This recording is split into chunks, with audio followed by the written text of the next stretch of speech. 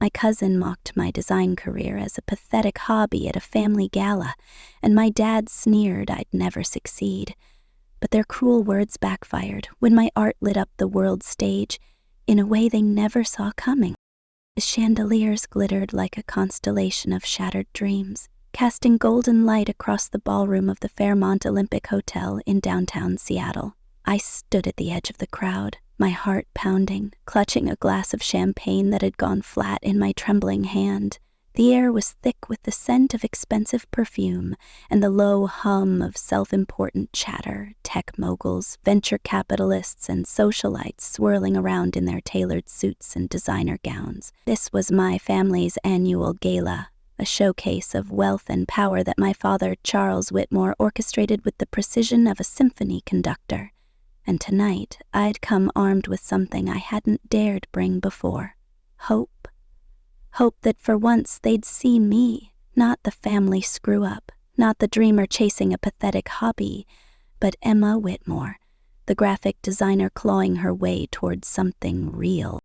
I adjusted the strap of my black dress, a thrift store find I'd spent hours tailoring to look like it belonged in this room. My portfolio was ready on my phone, glowing with new designs. Branding for a local gym, a sleek app interface for a tech startup, posts on my Instagram that were finally gaining traction. 7,000 followers might not sound like much to the tech titans in this room, but to me, it was proof I wasn't invisible. Not yet. I'd rehearsed my pitch in the mirror for days, practicing how I'd casually drop my recent wins into conversation, how I'd smile and say, "Things are really starting to come together." Maybe, just maybe, tonight would be the night they'd stop looking through me. The gala was in full swing, a sea of clinking glasses and forced laughter. My father stood near the grand fireplace, his silver hair catching the light as he held court with a group of investors, his deep laugh booming over their murmurs. Charles Whitmore, CEO of Whitmore Technologies, was Seattle's tech royalty, a man who'd built an empire on artificial intelligence and never let anyone forget it. Next to him was my cousin Liam, the golden boy, all sharp cheekbones and sharper ambition, fresh off a $50 million 0-cents funding round for his AI startup. He was everything my father wanted in a legacy, everything I wasn't. My mother, Laura, floated nearby, her pearl necklace gleaming as she played the perfect corporate wife, her smile as polished as the marble floors.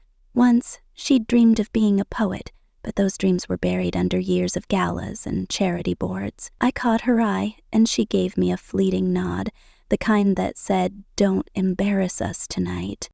My younger sister, Sophie, was the only one who seemed genuinely glad I was here. She weaved through the crowd, her auburn hair catching the light, and slipped me a quick smile. At 21, she was navigating her own tightrope, majoring in data science to please our parents while sneaking filmmaking classes on the side. "You look great, Em," she whispered, squeezing my arm. "Don't let them get to you." Her words were a lifeline, but they couldn't stop the knot tightening in my stomach. I'd grown up in the shadow of this family, in a sprawling mansion in Bellevue where success was measured in stock options and Forbes rankings. As a kid, I'd filled sketchbooks with futuristic cityscapes, neon-lit towers stretching into starry skies, my imagination running wild with possibilities. My elementary school teachers called me a prodigy, pinning my drawings to classroom walls. But at home, they were just cute. My father would glance at them, his brow furrowing, and say, "Nice, Emma, but what's the plan for a real career?" My mother's journals, hidden in her nightstand, were my only clue that creativity once lived in our house. I found them when I was 12, pages filled with poems about oceans and freedom, but she'd slam them shut if I walked in, her face flushing like she'd been caught committing a crime.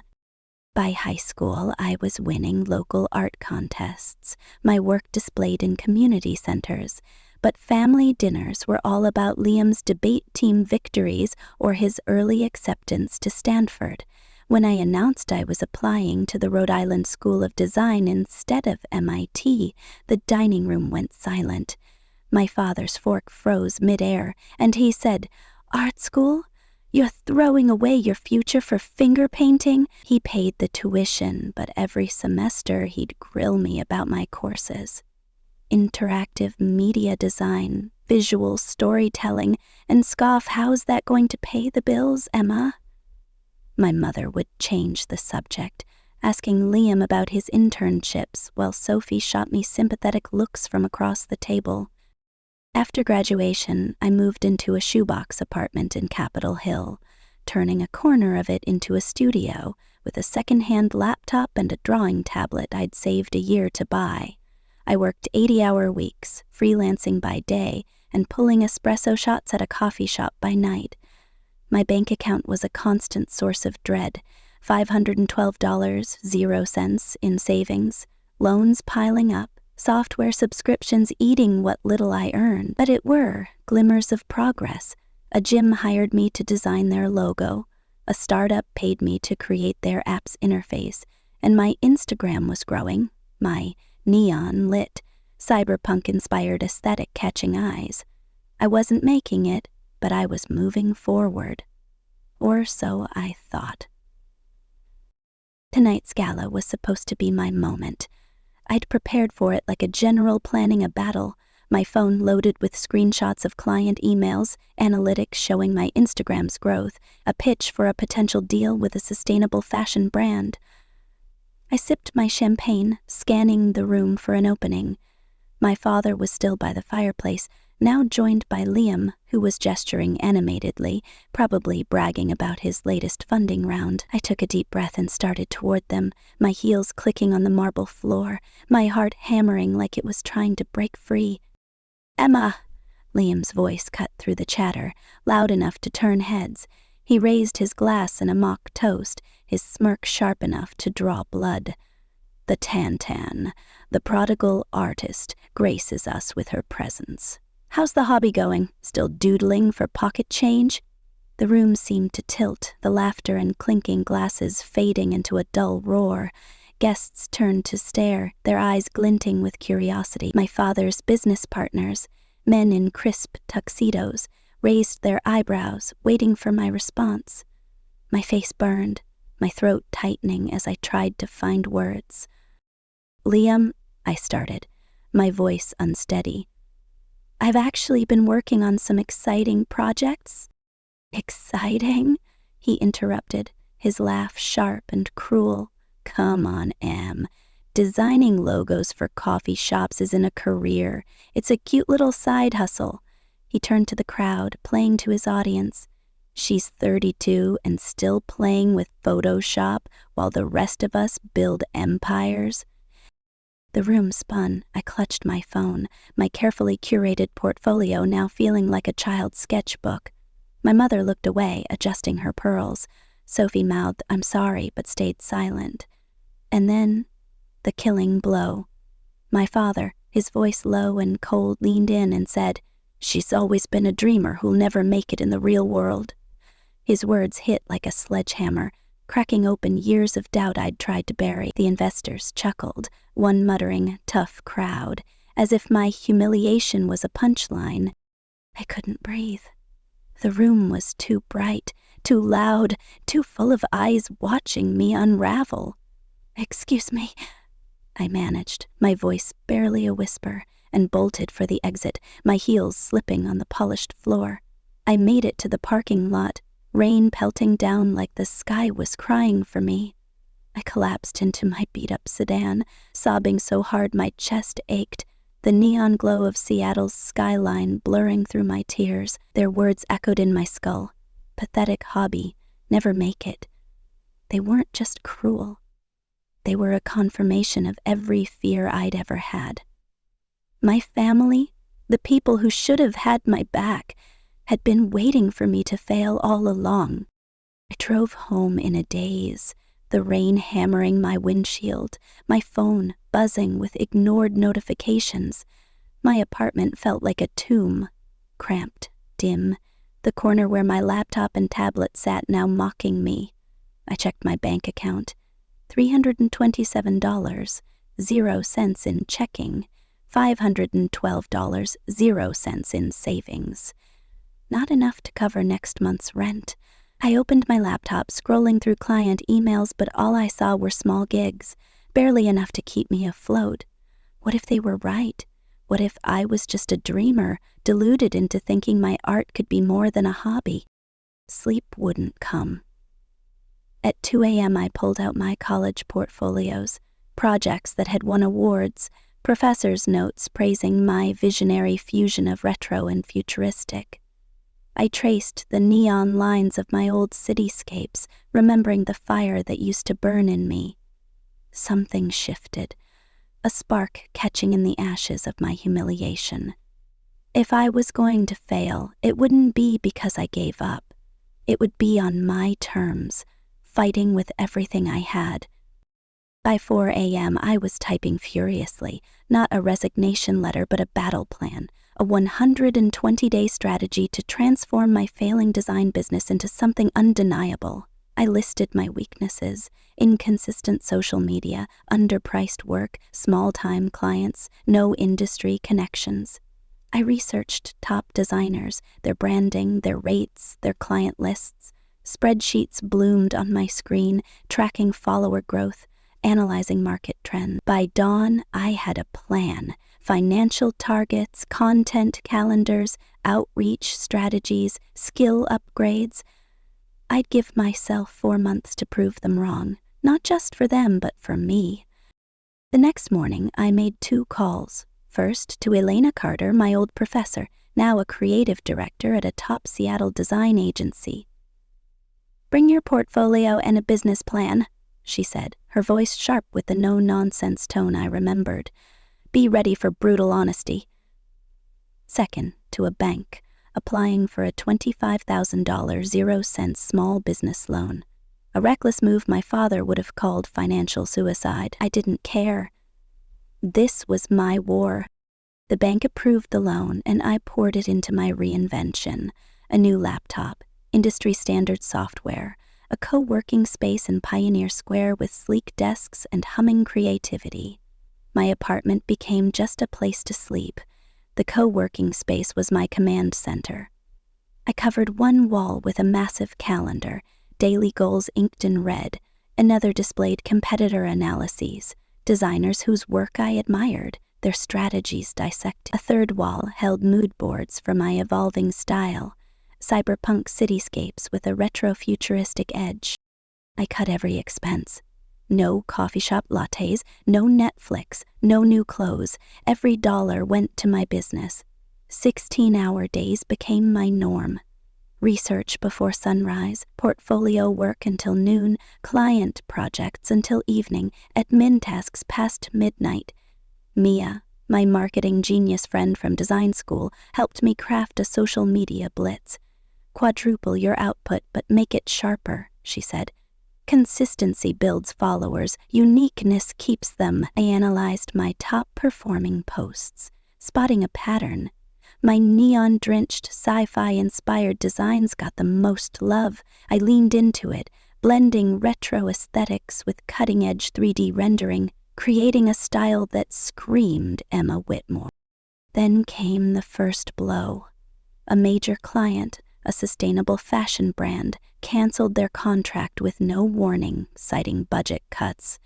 I was counting on their $8,000 0-cents payment to cover rent and software fees. Without it, I was days from eviction, my savings too thin to bridge the gap. Panic clawed at me, but I hustled harder, cold emailing new clients, pitching to anyone who'd listen. I landed a small gig designing posters for a music festival, but it paid only $1,200, 0 cents. Barely a bandage on the wound. The second hit was worse. I came home one night to find my apartment ransacked, my laptop and tablet gone. Thieves had slipped through a faulty window lock, taking the tools of my trade. My backups were on a cloud drive, but replacing the equipment would cost thousands I didn't have. I maxed out a credit card to buy a refurbished laptop, working from a library computer in the meantime, my deadlines looming like guillotines. The third strike nearly broke me. I woke to find my Instagram account hacked, my posts replaced with shoddy, plagiarized designs credited to a rival designer. My 7,000 followers saw it, and comments poured in. Thief! Copycat! My reputation, the one thing I'd built from nothing, was crumbling. I spent 48 hours straight working with Instagram's support to regain control, my eyes burning from screen glare, my fingers shaking as I typed. I posted a public apology, explaining the hack, and slowly rebuilt trust, but the damage lingered, clients hesitating to commit. The fourth blow was physical. Chronic stress triggered migraines so severe I could barely see, my vision blurring with pain. I missed a deadline for a startup's branding package, and they threatened to pull their contract. I popped painkillers like candy, working through the haze, but the fear of losing another client kept me awake, my body screaming for rest I couldn't afford. The fifth hit was a nightmare I hadn't seen coming.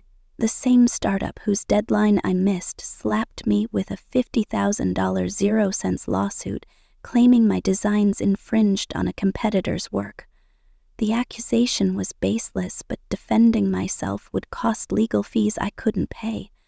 I found a pro bono lawyer through a design network, but the stress of potential bankruptcy was a constant weight, pressing me toward collapse. Yet I kept going. Elena's critique was merciless but invaluable.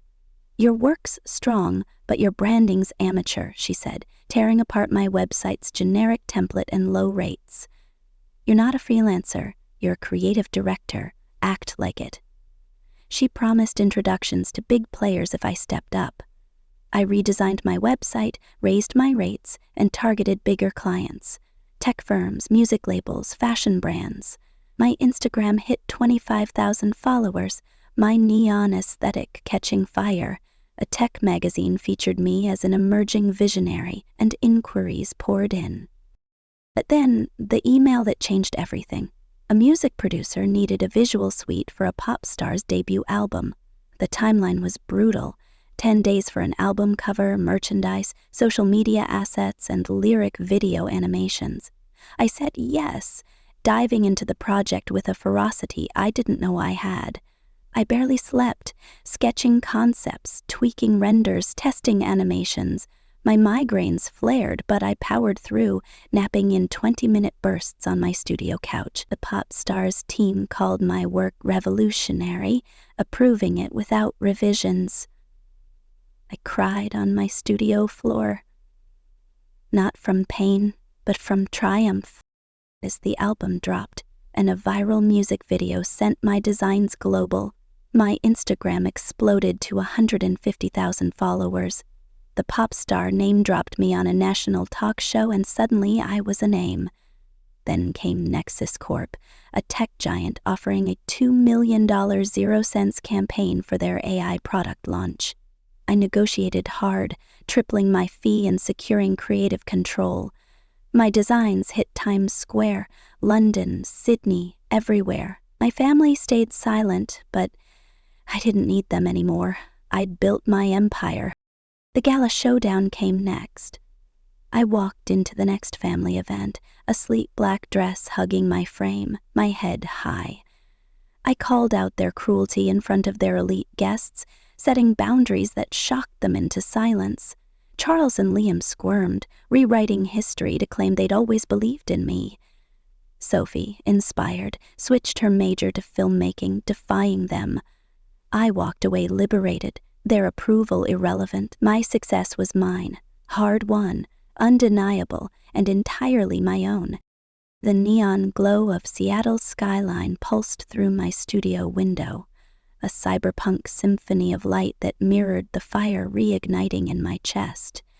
It was 4 a.m., the city asleep, but my mind ablaze. Fingers flying across my refurbished laptop as I hammered out a 120-day plan to transform my failing graphic design business. The gala at the Fairmont Olympic had shattered me, my cousin Liam's cruel taunt, pathetic hobby, and my father Charles's cold dismissal, "She'll never make it," still echoing like a looped track in my skull. But in that dark, sleepless night, their words didn't break me, they forged me. I was done being the family's punching bag, the dreamer they pitied.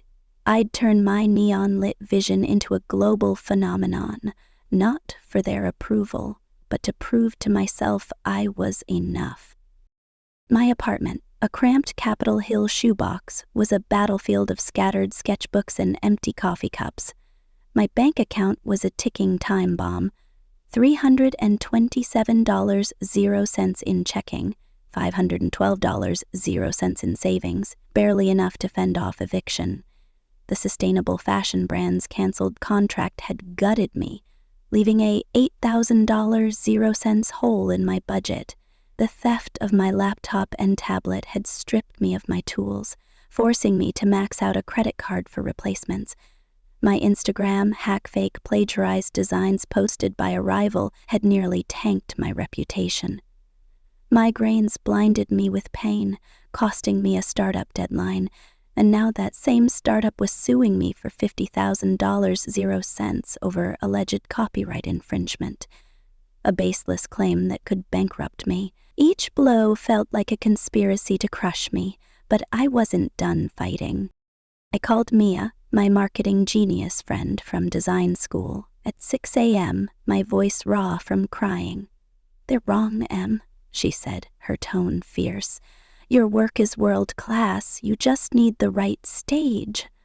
Her belief was a lifeline, pulling me back from the edge of surrender. Had been tempted to update my resume, trade my neon dreams for a corporate cubicle. But Mia's words reignited the spark I'd felt flipping through my old college portfolios, award-winning projects that professors had called visionary. I wasn't a failure. I was a fighter. And this was my war. My first move was a call to Elena Carter, my old professor turned creative director at a top Seattle design agency. "Bring your portfolio and a business plan tomorrow," she said, her voice sharp as a blade. "No coddling, Emma. Be ready for the truth." The second call was to a bank, applying for a $25,000.00 small business loan. A reckless gamble my father would have called financial suicide. I didn't care. This was my shot, and I'd rather go down swinging than fade into their version of success. The bank approved the loan, the high interest rate a looming threat, but I saw it as rocket fuel. I rented a sleek co-working space in Pioneer Square, a buzzing hub of creatives where my new studio took shape.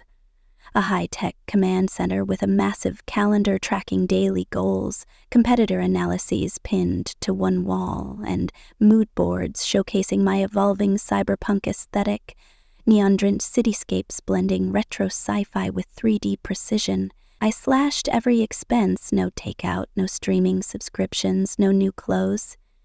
Every dollar fed my reinvention. Mia helped me craft a social media blitz. "Quadruple your output, but make it unmistakable," she said, analyzing my top posts.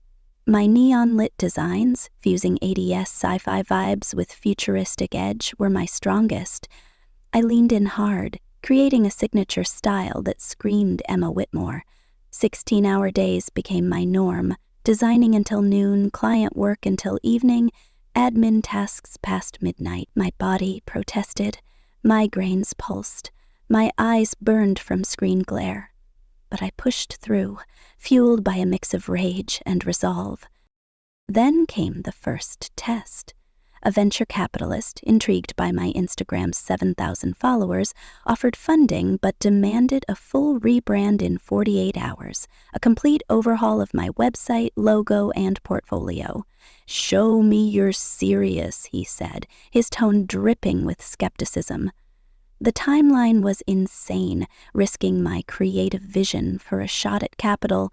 I worked through 2 sleepless nights, my hands shaking from caffeine, delivering a sleek, neon-charged brand that wowed him. He offered $50,000, 0 cents, but with strings, creative control over my next 3 projects. I declined, heart pounding, Selling my soul wasn't part of the plan. The second blow was a betrayal. My collaborator, Jake, a freelance coder I'd trusted with my app interface designs, leaked my concepts to a rival designer. I discovered it when a competitor's Instagram posted eerily similar work, tagged with "next big thing." My followers called me out, accusing me of copying. I spent 24 hours proving the designs were mine, sharing time-stamped files, but the damage was done. Clients hesitated, and my inbox dried up. Jake's apology was hollow, his excuse flimsy. It was an accident.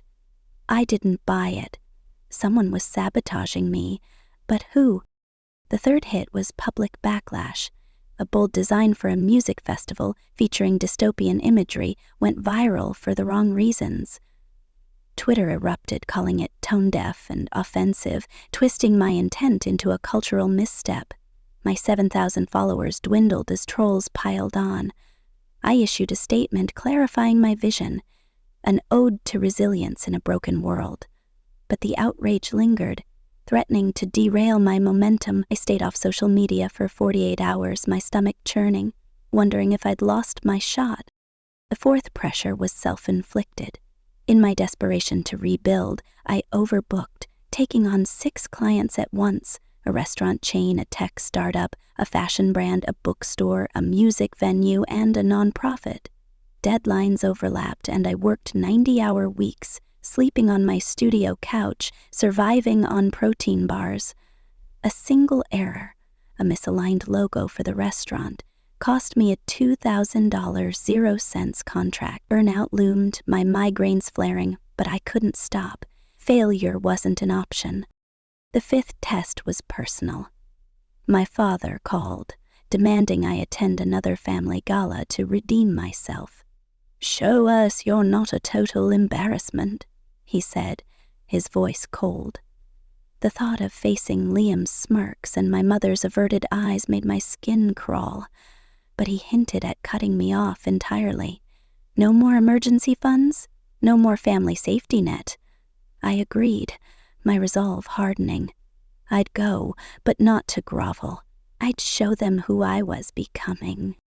Amid the chaos, a breakthrough. Tech Vibe, a leading industry magazine, featured my portfolio in their Emerging Visionaries issue, praising my fusion of retro sci-fi and cutting-edge 3D rendering.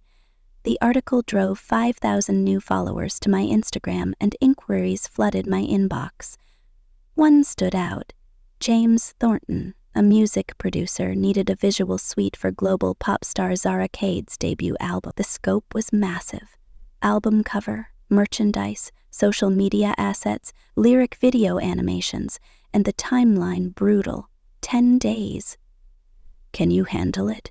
James asked, his tone testing me. The old Emma would have hesitated. The new Emma said, "Absolutely. Send me the tracks." The project consumed me. I immersed myself in Zara's music, her ethereal vocals sparking neon-drenched visions of cosmic landscapes. I sketched day and night, my studio a whirlwind of concept boards and color studies. My migraines roared, but I set 20-minute timers for power naps, waking to refine every pixel. The pressure was crushing. Zara's team expected perfection, and a single misstep could end my career before it began. On day 9, disaster struck. My software crashed, corrupting half my animations. I spent 12 hours rebuilding, tears streaming as I raced the clock. At 3 a.m. on deadline day, I delivered. A suite of visuals that blended retro-futuristic cityscapes with Zara's soulful aesthetic. James called an hour later. "This is revolutionary," he said. "No revisions needed. You nailed it." I collapsed onto my studio floor, sobbing from relief, exhaustion, and triumph. This wasn't just a win. It was proof I belonged. The album dropped 3 weeks later, and Zara's lead single went viral. A TikTok dance challenge racking up 10 million views. My visuals, neon cities pulsing to her beat, were everywhere. Streaming platforms, music blogs, fan art. My Instagram skyrocketed to 150,000 followers, my website crashing from traffic. Then came the TV moment. Zara on Good Morning America holding up the album cover. Emma Whitmore created this, she said. She's a genius who captured my soul. My phone exploded. Texts from Mia, emails from clients, even a message from Elena. Capitalize now. I was no longer invisible. I was a name. Then the game changer. Nexus.Corp, a tech giant rivaling my father's empire, emailed me. A $2 million 0-cents campaign for their AI product launch. The brief was ambitious. Billboards, digital ads, immersive website animations, but they wanted my vision. I hired an agent, Sarah, who specialized in creative contracts. They're lowballing you, she said, reviewing their offer. This is a 9-figure campaign. You're the centerpiece. She negotiated hard, tripling my fee and securing creative control plus prominent artist credit, a rarity in commercial work. I traveled to shoots in New York, London, and Tokyo, directing alongside world-class photographers, transforming raw imagery into neon-charged art. When the campaign launched, my designs lit up Times Square, London's Piccadilly Circus, Sydney's train stations. The campaign hashtag trended globally, fans posting photos of my work in cities I'd never visited. My Instagram hit 1 million followers. I hired an assistant, Tara, just to manage inquiries. Galleries that once ignored me offered exhibitions. Clients who'd ghosted me begged for meetings. Financial security wasn't a dream, it was real, my bank account swelling beyond what I'd ever imagined. But my family? Silence. Not a text, not a call, not even a grudging acknowledgement. Their absence was louder than their gala taunts, a void that stung more than I expected. I started seeing Dr. Hayes, a therapist, to unpack the hurt. What do you want from them? She asked. Vindication, apology, or something deeper? I didn't know yet, but the question haunted me as the next gala loomed. Charles's demand to attend felt like a trap, but I went, dressed in a tailored crimson gown that screamed confidence, my new car, a sleek electric model, parked defiantly in their Bellevue driveway. The gala was at their mansion this time, the same chandeliered ballroom where I'd been a child sketching in corners. My mother greeted me, her smile tight, her pearls gleaming. Sophie hugged me, whispering, "You're a badass." Liam and Charles stood by the bar, their eyes flickering with something new. Wariness, maybe respect, but still no warmth. Dinner was a minefield of small talk. Tech mergers, Sophie's finals, the Seahawks season. I waited, biding my time, my portfolio now a global phenomenon they couldn't ignore. Halfway through the main course, Charles cleared his throat. "Nexus is a big deal," he said, his tone measured. "Lucrative contract, I assume?" "Always money with him." "The creative impact matters more," I replied, my voice steady. "It's about vision, not just profit." Liam jumped in, his smile forced. "Always knew you had potential, Em. Just needed the right break." The lie was laughable, rewriting history in front of 50 guests. I set down my fork, the room quieting. "Let's be clear," I said, my voice cutting through the tension. "Last gala, you called my career a pathetic hobby." "You said I'd never make it, Dad. You both buried me in front of everyone." Gasps rippled through the crowd. My mother stared at her plate. Sophie nodded subtly, her eyes fierce. "Allison, you're being dramatic," Charles began, but I cut him off. "I'm not. I remember every word, so do you. Your dismissal made every step harder, but I built this without you. I don't need your approval anymore, but I won't sit here while you pretend you believed in me." The silence was deafening, guests shifting uncomfortably. I stood, my voice calm but unyielding. "Going forward, I'll only be part of this family if you respect my work and my boundaries. No more belittling, no more lies." Liam flushed, muttering, "My team's impressed with your stuff, Em. One guy wants you for our annual report." I smiled, cold. My assistant handles inquiries. My schedule's booked through next quarter. The power shift was palpable. I wasn't begging for scraps anymore. Charles's jaw tightened, but he said nothing. As I left, Sophie followed me to my car. "That was epic," she said, her eyes shining. "I'm switching to filmmaking next semester. They're pissed, but you showed me I can do this." I hugged her, my heart swelling. "You've got this." And my loft's always open if they push too hard. Driving away, the Seattle skyline glittering, I felt a weight lift, not vindication, but liberation. Their approval no longer defined me. I'd faced their cruelty, set my terms, and walked away whole. Back in my studio, I opened my laptop to a new email. A museum wanted an interactive installation, my biggest project yet. I smiled, the neon city outside my window a reminder of what I'd built. The gala that broke me had forged me, and the world was watching. My greatest victory wasn't the billboards or the followers. It was the freedom to be me, unapologetic, unstoppable, and entirely my own.